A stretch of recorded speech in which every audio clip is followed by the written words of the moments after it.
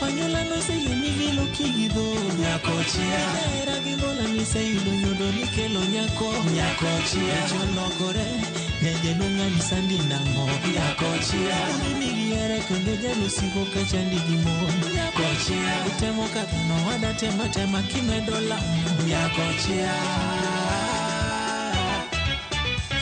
Kochia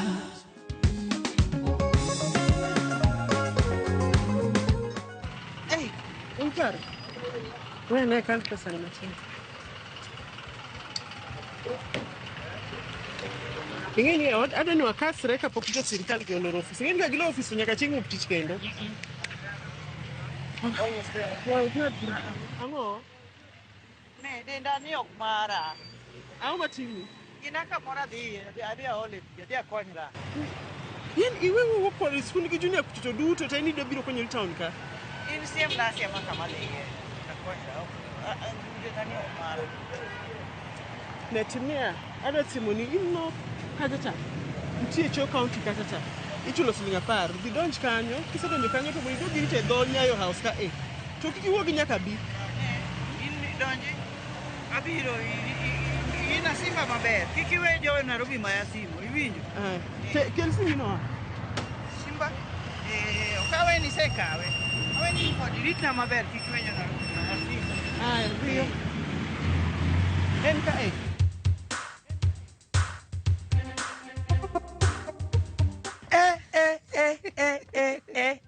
Wanjibi. Enure. Ai. In fact, sani okane kilogi ni wanjibi. Ama komogo. Neno kisemede. Sani logi ni 1.5. Otherwise they not. Antiel. Aneni mamor. Erokamano. Nitie wach moma do penji matin. Penja Silvia kosi sabile. Okabile. Adogiro kan soba. Jaoda ni le ewa da kadena de hotel ka. En mane hotel kanyo yueyo. Silvia no biro lime koro mor. Mano winjore kendo ni kare. But Kochia ni inge moloya. Mane kabisa. To kaune hotel kacha. To gabi winjo ko ogone simo frequently. Kochia gocho nega jo mang'eny. Ha? En be jo mang'eny gocho ne. Temo wacho ni Kochia ni gi ji mang'eny. To don kastembe. Jo chiro. Bok na penji na suspect gimoro. Apenji ni kecha dwani bore kendo lawalaw. Kora tiyo gi strategy moro da manji omong'e mondo aluongi mondo wa surprise go. Enure mano ber. Lakini ng'ama dikonyi gi wachno en Silvia. Itang'eno kinyakonya. Nikech defend Kochia. You are always the birds of the same feather flock together. In gi wachni moro. Nikech no kadwa donje kindu gi Kochia. Kata no kanya donje kindu gi Kochia. Kachwanyi to mwana kaja Kristo. Nekide kanyo to kineno na bebo nano. Nyise na mise ka koth machwe. Otherwise have a lovely day. Nure.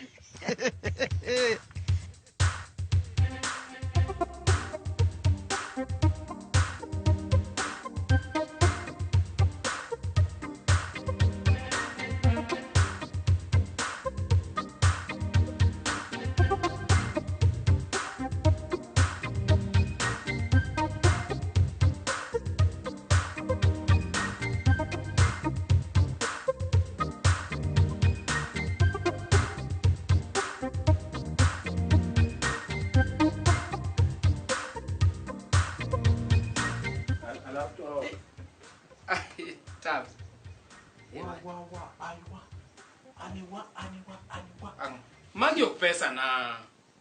Magi pesa wa. Magi ok pesa ka, magi pesa customer ma we base.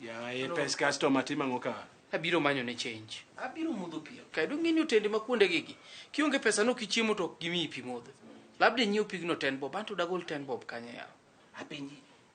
Customer no nigi namba ni. Tim kama. We watigi pesa ni kiny wamiye kiny. Gudo. Ngidwa kiwa gi customer mapile yawo. Customer musekelo na nyaka gambutu matwang'ni. Musekelo na nyaka gudu mamagine ni. Mar kaki na twang'. Kata ng'ani twang'o nega tent bwana ne kinyo kubor kinyo sechopo kela pesa no wati. Kitem fanya gi customer waduok ne ng'ani change ne bwana. Wijwanya gi customer na pare. Aduoko che. Kasongo ne nige pesa otka.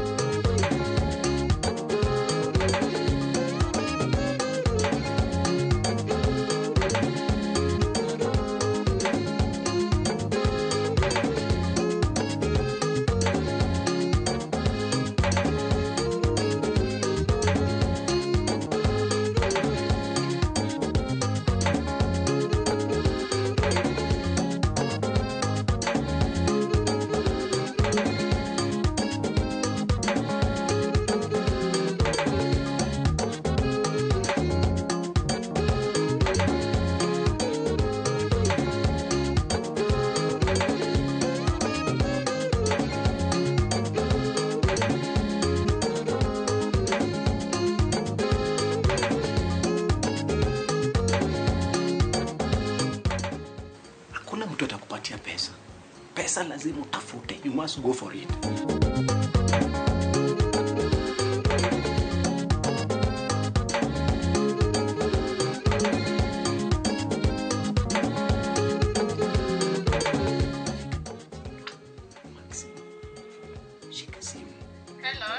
Hello. Yes, ni nani? Naongea na mzazi wa Tumaini Secondary. Mimi ni Mama Brian. Kuna shida? Hakuna shida. In fact, Brian anaendelea vizuri sana. This time round tumekupigia. Mimi ni mwalimu wa Tumaini Secondary hapa. So ulikuwa unatakaje? Sikutaka, hata ni shule ndiyo inataka.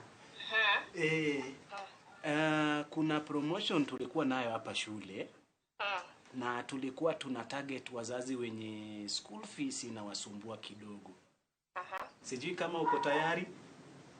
Kunisaidia kiaje? Wewe sasa. Kuna mtu tu supply na mahindi na maragwe. Na ni kama amepata shida kidogo. Sasa tuliona tu extend hii favor kwa mzazi mmoja. Na walikuwa wanataka at least mtu anaweza fanya hiyo kazi, yani kusupply mahindi na maragwe kwa shule. Si unaweza?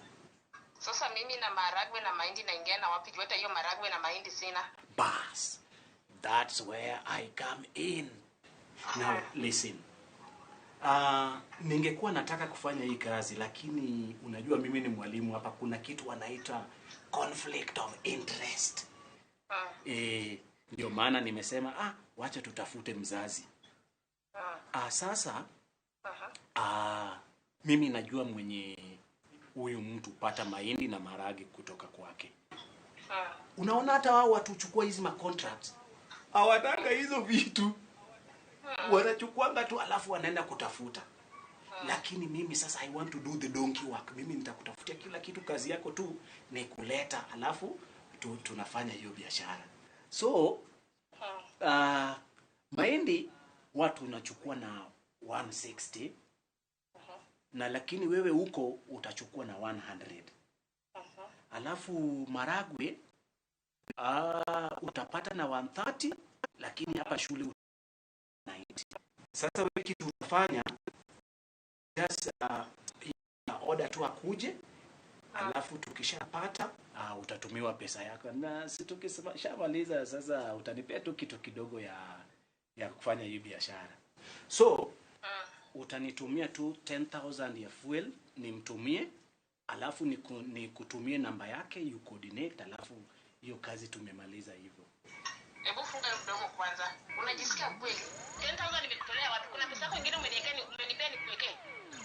Utaniambeje nikupe 10,000? Niuze mahindi niuze sijui 160, sijui maragwe 190. Unajisikia? Yaani uko kamiti, mmeweka internet ya kukono hapo. Kwenda huko, hata simu uko nayo ni cheap na sisikii hata vizuri. Hizo simu zako za kulipa polepole. Kwenda huko ni si yako, hiyo sauti unaweza nunua nayo simu. Kwenda huko. Ni wewe. Eni utafute kazi wewe. People are very bright. Hata wazazi wenye walisoma 1960.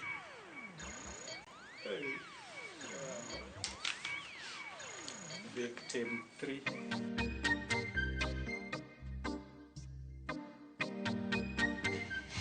Mama. To kwano negi. Atero aki kwano ka. To jabathi oko kalo ka. Jabatha. Jabatha mane. In gi jabathi adi. Dibeni wacho enure ko. Okine kaini mukora. Tapenyi enure turomo go kanye yawa. Mama. Aromo gi inure yo. Enure chunga. Ni openja. Anyise osiepeni te ma inugo. Odwa timoni surprise. Mano very romantic. Mana parono do achwado na surprise. Ingi oseneno kako osebedo kotimore marach koda. Baba. Kanyo to kayego. Style mane enure neno na cha. Kacha ntie hidden agenda. An mange enure. Ale okanyal donje. Jok mose dak yoche love. An mago ka donje. Mano dwaro apologies mage. Kiawa. Ten kwana ngoma nyaka nende mama. Ma budget matimo mar arus cha en weekend ni. Pokitieko budget mama. To donge ma dhi tieko kae mogik tidonjo gi weche yawa. Ema tieko sani. Oh. Wan jibi yawa.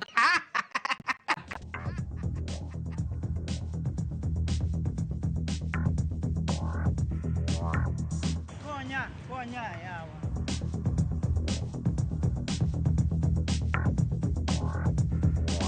Ne wuoda konya. Sani pesa onge, sirkal tek digite. Ok adwar pesa. Kari dwarango. Alal. Idhi kanye? Nyayo house. Madhe, kidhi Nyayo house, dhi adhi atir kamae. Kigo kona mineno chande, to kichopo kanyo mane Nyayo house. Oh. Eh. Ero kamano.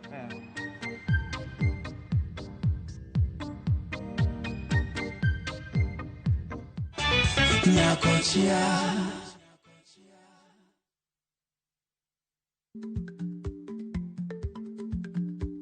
Chako chon loyo dhi kajuoga. Ma tiende ni bedo gi ikruok momondo, geng'o masiche kod midhiero mang'eny mabiro e ngima dhano.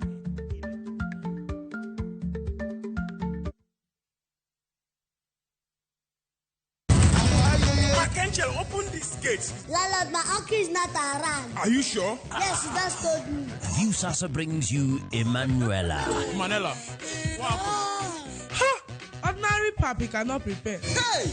There's never a dull moment around Emanuela. Uncle Rano. Why? Catch this rib-cracking comedy only on View Sasa. Emanuela! There's so much entertainment on View Sasa. Now, wow. Are you a Kenya government civil servant na uko na emergency? Usijibox kwa noma. Borrowing on MyMobi has never been easier. Simply register, apply, approve, and get your cash in minutes. Dial *531# and get up to 20,000 shillings to sort your emergency and pay from your next pay slip. No paperwork, no drama. Ni wewe tu na simu yako. With MyMobi, now you're in control.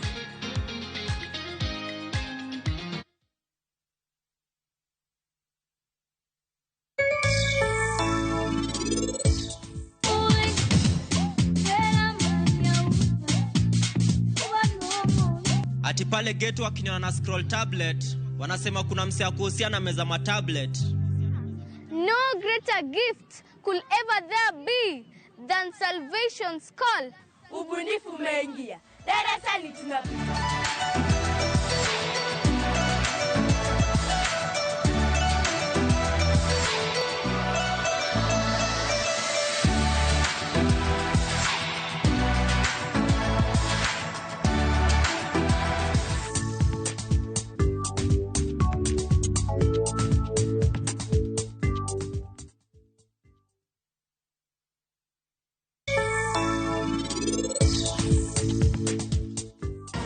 Nyako odiochieng' ma anabiro nono ka pari oduoge odni.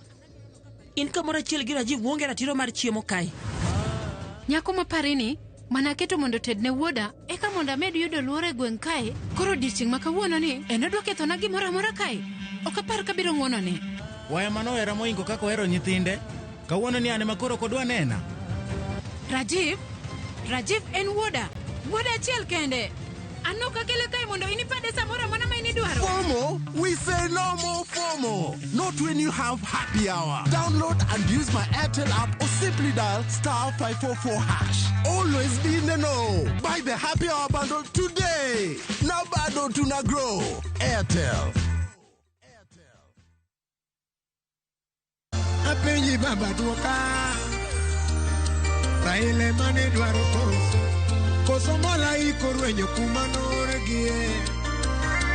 Magi kawa gomboa. Apenji wono simbo duoko wa joluo.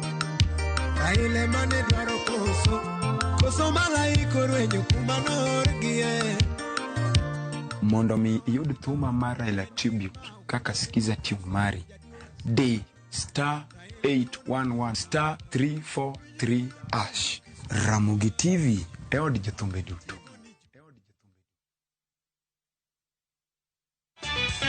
Kochia.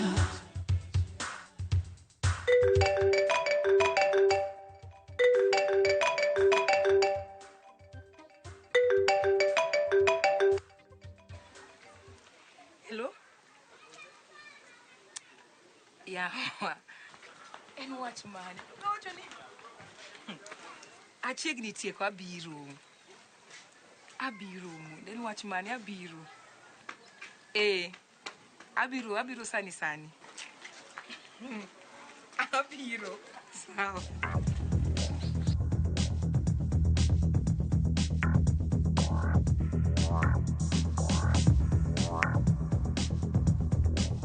Mayo? Ma?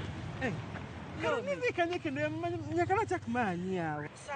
Sama iweta. Adhi joma ber ka duogo ni pod ang'iyo gorofa donga lal. Tudo mana ngisa bende kiwuok to mondo idhi rita mbele nyeyo kacha yawa. To gik midwaro ma wadwaro ka ayudo. Ayudo. Kendo ingine hapa ber malich. Ayudo birth certificate, ayudo barua mar chief, ayudo barua mar hospital. Kara mano wadhi adhiya. Ne mama, okadwa ni wedha pika ok ber kodi. Timnia we alunga. In manyo gari. Aine we alunga.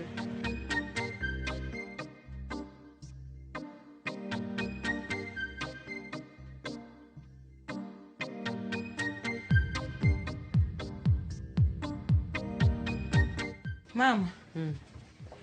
Dong koro an asetieko. Dong iparo ni kawuono ema nakwayi rusa.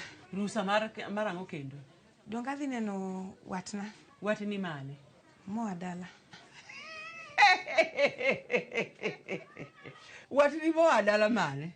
In kik wagero sani dhi ni watni moa dala dong idhi ga mana romo gi MCA.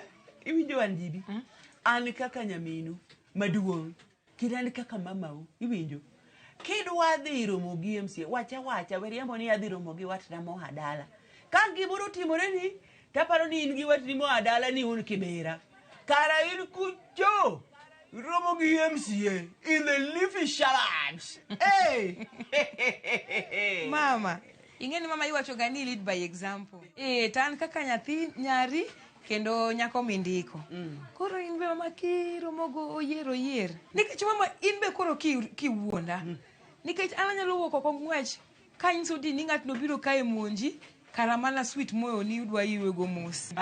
Onge wach madhe. Dok gin wanere kiny. Wanjibi. Ne kiny ngeni kiny wan gi arus cha.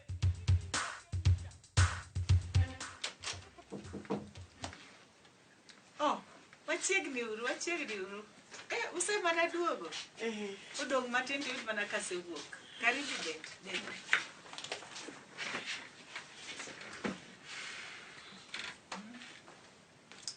Rwanda.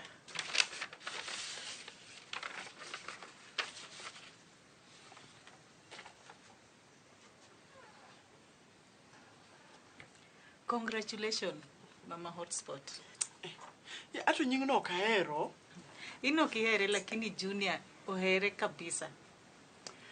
To ageno ni intiere Nairobi ka full. Adok stitch Saudi Arabia. Kata kamano, adhi make sure ni gimora mora ni kare. Please do. Nikech kochako yud nyathini karanda e street. Kata sirikal ok dwar mano. Gima mondi ng'e ni nyathini en responsibility mari. Nyakwara ok chak lal kendo. Gima mondi tim, adwa ni ichuona koki ka. To iwe kindiko na namba ni gi namba baba gi. Nikech nitiere jonyuol moko ma kosekawo nyithindo to gidhi waweya nyathi chako baya e street. Adwa timo follow up. Koro ma namba na to ma namba mama wa. Wach dichuono kada winjo. Okay. Koro gima we mondo anyis boarding master mondo o release Junior. To wabiro miso Junior.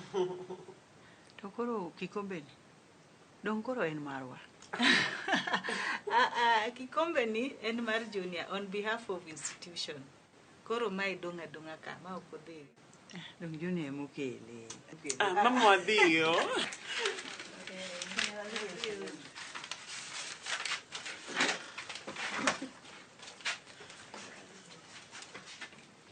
Chiemo rumo sani, onge chiemo, diura dhiya. Kara mana un. Minwa, tiji tek. Wach sirikal okiwinji. Donge? Ziko wapi barua za kazi? Barua hapana iko, lakini inakuja na chief. Huyu tumpeleka lale ndani ndo anyooke vizuri. Madhe, nikechango yao katopoko yudo barua mwadwaro? Iwi ndio ne waseti ekoregi chief. Ati anasema nini? Ati kuna venye umeongea na chief. Madhe. Madhe, nyawadwani dono wamaki. Nwach tiji tek to wangi tek. Umaka nango. Ungalie ni chief poko onyiso uwachna nikech sani asedonje system mar chief. Madhe wachango. Karakipa na wondi, karawagochi ni chief mondo uwuo kode. Nini endelea hapa? Simuongea lugha inaeleweka? Iko pigia chief ilipatia tuke.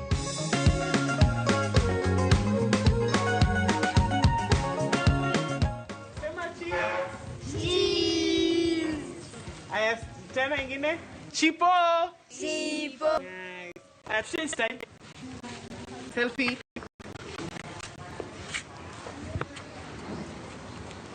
Ay. Jepuonj koro romo. Kids, tell Junior something. Okay, go to class. Go to class. Class. Bye, Junior. Tell Junior bye. Kikwi will mock you on a pitching for remembrance. Abro once as I relax. Kom sani edoni oringi yo lakisama kocha kakazi ndamoro kanyo kuremwa dheninde. But all in all, we are very happy. Onge matek. Hotspot. Be a good boy. Yes, I will. But have you told your mom what you want to be when you grow up? I would like to be a lawyer. Mama, hivi ndio kimanya kwa ida bedo? Nango. Okil. Okil kama loka. Nekuara bedo. Ndio. Mor. Yawa, donge du wenwa hotspot. Monda watimne nyasi moro matin. Kech nyithindo mineno gen kodoka. Yuak. Kinyudhi kiny. Japuonj, aning'eni kata nying muluwo nyathino akino golo pure. But anyway, abro kele mondo go nuriti mogik kapok wadok dala. Kuom sani to weuru wewe wadhiyo. Onge wach. Sawa baba, wadhiyo. Udong maber. Udong maber. Kamano. Bye, Junior. Bye. Kamano. Japuonj. Bye, Junior. Nyar Kochia. Chief of vaccine. Usabi mama moro. Nini naendelea hapa? Yawa, nyisi yako ndio wegoko huko. Wewe piga simu hapa tujifungwe. Ufunga nango ya watu na sechulo 2K yawa. Kose koridwa makanike chief of Maxima. Ne, walimiwa 2K. Na mio chief. Wanaomba vishika chief. Wewe piga simu hapa fungwe na uatoke hapa. Madhe, hatuka hapa siku mzima. Hebu kanyaga nje. Wogoko. Nyako lazima apatie mimi 2K ile ililipa. Wogoko. Uogi, toka nje.